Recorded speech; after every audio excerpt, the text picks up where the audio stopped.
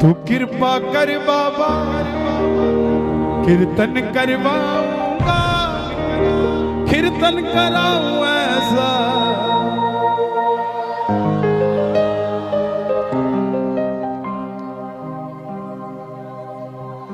दिल्ली का एक भगत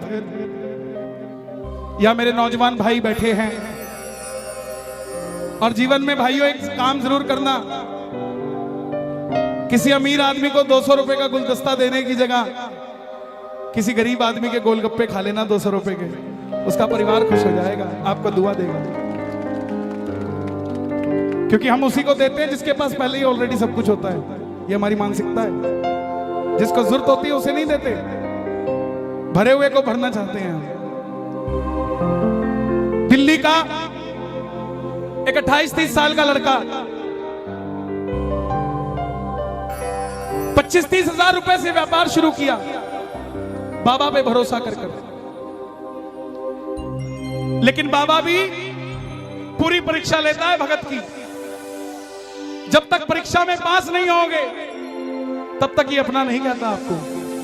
काम सारे करेगा लेकिन थोड़ी परीक्षा लेके करेगा, और जब करेगा ना तो आप तो 2 तल्ला की सोचोगे, ये 6 तल्ला की देगा आपको जब करेगा। छोटा सा व्यापार शुरू किया, यारी दोस्ती पे भरोसा कर लिया,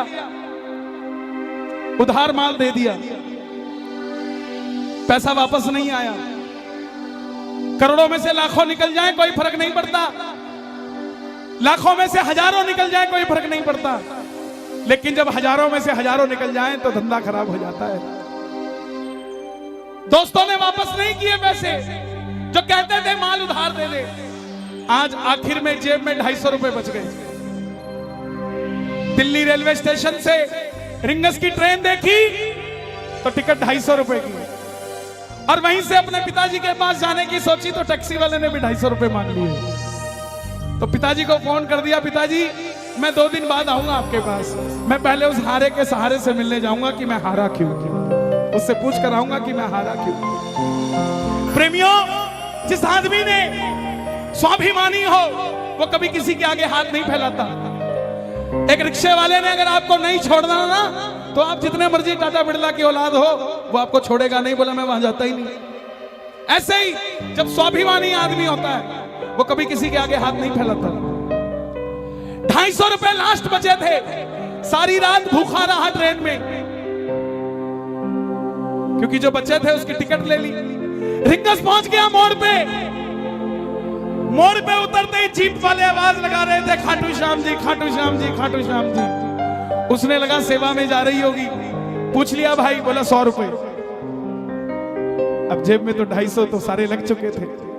बोला बाबा अब और परीक्षा नहीं दी जाती, अब मैं नहीं आऊंगा जीप में बैठ के, ना जीप वाले को कहूंगा मुझे छोड़ दे, लेने आ जा खाटू वाले रिंगस के इस मोड़। मैं क्यों आऊं? मैं जब तेरे लिए 250 किलोमीटर आ गया, तू मेरे लिए 17 किलोमीटर नहीं आ सकता क्या बाबा? नहीं आ सकता क्या? मैं सब कुछ छोड़ के आ गया और तू सिर्फ मंदिर के लिए 10 मिनट छोड़ के मेरे लिए नहीं आ सकता। सुनना प्रेमियों, अगर आपको भरोसा हो कि आपका व्यापार चलना चाहिए, इन शब्दों पे ध्यान देना। मैं कसम खा के कहता हूं, इस भजन को मैंने नहीं लिखा, इस भजन को उसी ने लिखा है साहब। मेरे में इतनी हिम्मत नहीं थी कि मैं ऐसे शब्द लिख देता, उसी ने लिखा इस भजन को। तो मेरी गुजारिश, जिसने लिखा है उसी को सुना देना। आ गया मैं दुनियादारी सारी बाबा छोड़ के,